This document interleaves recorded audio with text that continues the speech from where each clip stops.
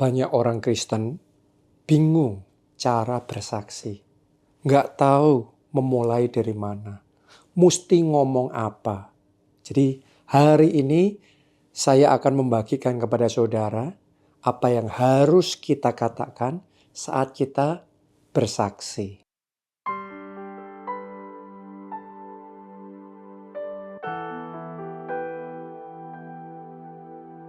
Tapi sebelum masuk langsung ke sana, saya mau bagikan terlebih dahulu 4 mentalitas pemenang jiwa yang efektif.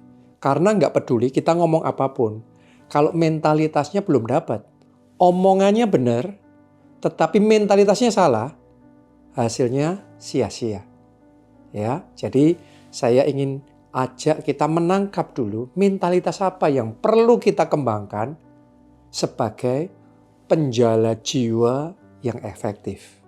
Nomor 1, miliki keyakinan pada pribadi yang mengutus kita memberitakan Injil. Jadi ketika kita itu bersaksi, menginjil, kita itu harus punya keyakinan pada pribadi, pada Tuhan, pada Yesus. Dialah yang mengutus kita.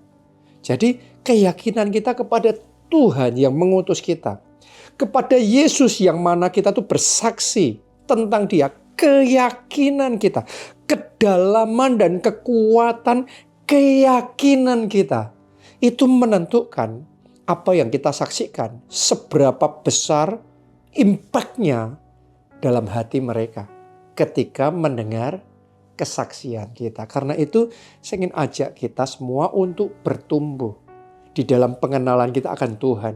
Karena kalau kita kenal Tuhan, kita punya iman akan semakin kuat. Keyakinan kita sama Tuhan semakin dalam. Yakinnya, percayanya kita sama Tuhan sungguh-sungguh. Pernah nggak saudara melihat ada orang yang ngomong tentang Tuhan tapi nggak terlalu yakin tentang Tuhan. Tapi ada juga orang yang ngomong tentang Tuhan tuh kayak kita dengar aja kita bisa ngerasain dia deket banget. Dia percaya banget sama Tuhan. Nah, itu yang kita perlu punya sebagai pemenang jiwa. Yang pertama itu. Yang kedua, miliki passion pada berita Injil yang kita beritakan.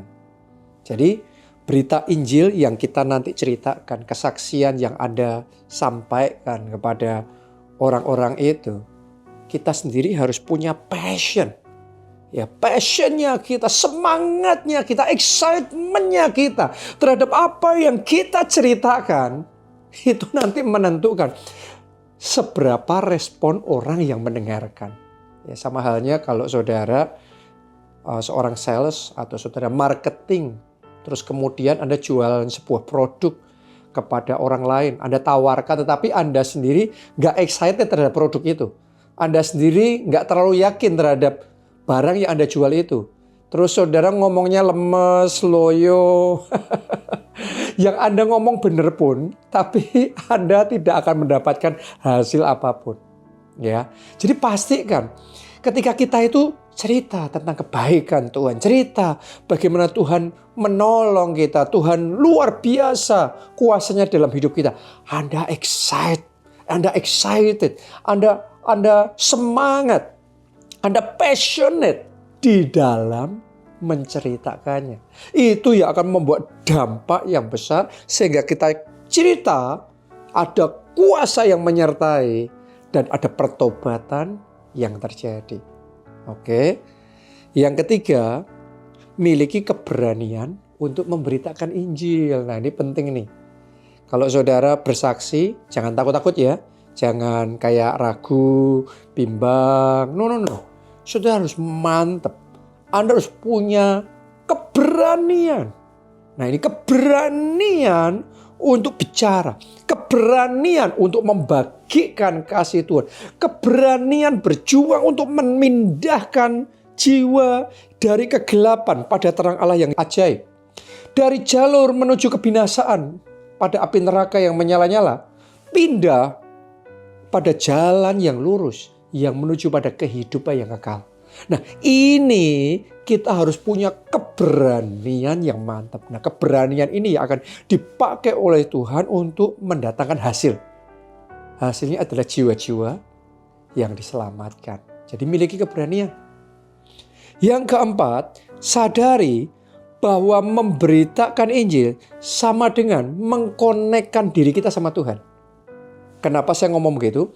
Karena Anda sedang cerita tentang Tuhan, Anda bersaksi tentang Tuhan. Jadi Anda sedang menyaksikan kebesarannya, menyaksikan kuasanya, kebaikannya. Ketika engkau menyaksikan seperti itu, menyaksikan Tuhan, sebenarnya kita tuh sudah mengkonekkan diri kita sama Tuhan. Mengkonekkan diri kita sama janji Tuhan. Karena itu jangan heran kalau orang yang banyak bersaksi dalam hidupnya akan ada flow of power, flow of blessing yang mengalir. Kita connect sama Tuhan, Tuhan akan menyertai kesaksian kita dengan mujizat dan tanda-tanda ajaib. Tuhan akan menyertai hidup kita dengan anugerah dan dengan berkat-Nya yang melimpah. Kenapa? Karena Tuhan tahu kalau Dia memberkati engkau, kalau Dia menolong, kalau Dia mendengar, menjawab doamu, kalau Dia buka jalan dalam hidupmu, setiap pertolongannya engkau akan saksikan itu, engkau akan beritakan itu, engkau akan pakai itu untuk membawa jiwa-jiwa datang kepadanya. Jangan heran aliran kuasanya, aliran berkatnya akan lebih deras lagi mengalir dalam kehidupanmu. Jadi sadari ya, ketika kita bersaksi itu kita sedang connect sama Tuhan. Nah, itu 4 mentalitas yang perlu kita punya saat memberitakan Injil. Sekarang masuk ke real point-nya, apa yang harus kita katakan saat bersaksi. Ngomong apa ya? Yang pertama yang Anda harus katakan, harus saksikan, namanya adalah Injil kasih. Injil kasih ini bicara tentang Jesus cares for you. Yesus peduli, Yesus mengerti, Dia mau menolong, Dia tidak membiarkan kita sendiri. Dia mau ulurkan tangannya, Dia mau tolong kita. Jadi ketika saudara ketemu dengan orang-orang yang butuh pertolongan, orang-orang yang dalam keadaan terdesak, dalam keadaan kesusahan, saudara ngomong sama dia, bagikan Injil kasih bahwa Yesus peduli sama mereka, Yesus mengasihi, Yesus mau menyelamatkan mereka. Oke, itu yang pertama. Yang kedua, Injil keselamatan. Nah, ini penting sekali karena ini hatinya Tuhan. Jangan sampai ada yang binasa di neraka, tapi semuanya bisa selamat. Semuanya masuk surga. Jadi ketika engkau bersaksi, engkau bisa cerita tentang Injil keselamatan. Supaya mereka itu terima pengampunan dosa mereka. Dan mereka terima kebenaran yang dari Tuhan. Mereka terima jaminan keselamatan. Anda tantang, Anda ajak mereka untuk menerima Yesus sebagai Tuhan dan Juru Selamat. Sehingga mereka menerima pengampunan dosa dan mereka diselamatkan. Oke, yang ketiga saya sebut dengan Injil kelepasan. Kelepasan dari apa? Dari berbagai macam belenggu. Karena dalam hidup manusia kadang-kadang ada keterikatan, ada belenggu yang mengikat kehidupan kita.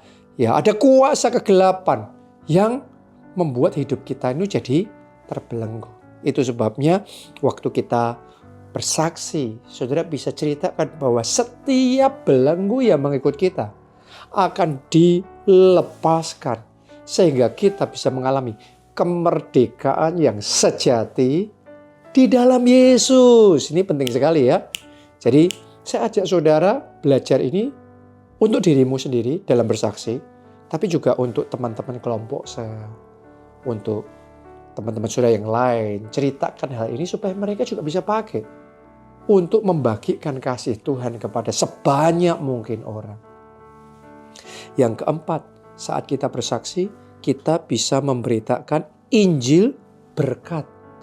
Kenapa? Yesus sudah tergantung mati di kayu salib untuk apa? Menanggung kutuk.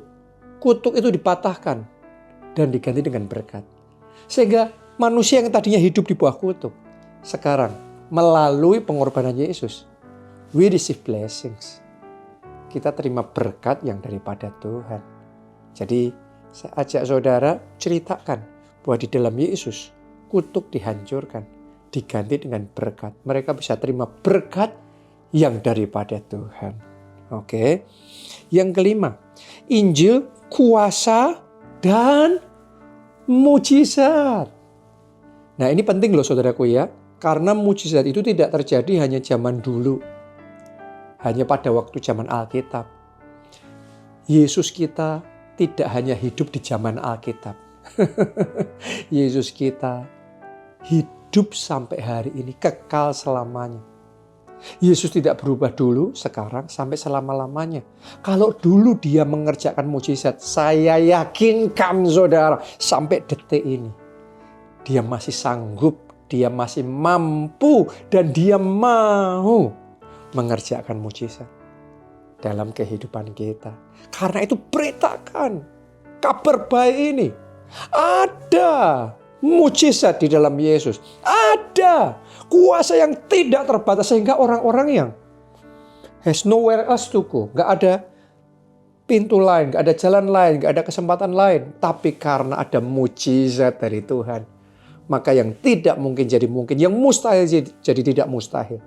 Bahkan banjir mujizat dimanifestasikan dan real kita alami, dan kita yang bersaksi akan mujizat Tuhan, kuasa Tuhan sungguh nyata. Oke. Yang keenam, Injil kesaksian. Nah, Anda ingat nggak di Alkitab ada kisah orang buta yang disembuhkan oleh Yesus. Terus dia mulai bersaksi di mana-mana. Dulu aku buta, tapi sekarang aku melihat. Ya. Terus ada juga orang yang mengalami perubahan hidup yang luar biasa. Kenapa? Karena kasih Tuhan. Jadi ketika kita bersaksi, ceritakan kesaksianmu secara pribadi, pengalamanmu sama Tuhan. Ceritakan itu yang engkau alami secara pribadi sama Tuhan. Dulu aku gini, sejak aku ikut Yesus, aku berubah seperti ini. Ini yang aku alami dalam kehidupanku. Saksikan pengalaman pribadimu, jalan sama Yesus. Yang terakhir, yang ketujuh, saya sebut dengan Injil dominion. Ya, artinya adalah dalam hidup kita ini, ya kita itu bisa untuk going to the next level. Naik level lebih dan terus naik dan tetap naik. Level dominion, level otoritas, wibawa ilahi dan kuasa Allah yang bekerja dalam hidup kita diperbesar. Wilayah kita diperluas, kemenangan kita diperbanyak. Jadi saya ajak kita, ayo beritakan di dalam Yesus ada kuasa yang tidak terbatas. Jadi sangat banyak ya yang kita bisa saksikan kepada jiwa-jiwa yang terhilang. Injil kebaikan Tuhan itu. Ya, dari sini saya berdoa kita tidak lagi menutup mulut kita.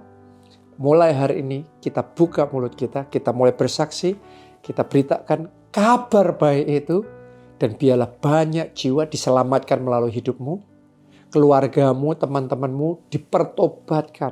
Mereka sekarang mulai datang ke gereja melalui kesaksianmu. Saya berdoa terjadi itu dalam kehidupanmu. Satu orang diselamatkan, seisi keluargamu diselamatkan juga. Salam keluarga Allah, Tuhan Yesus memberkati.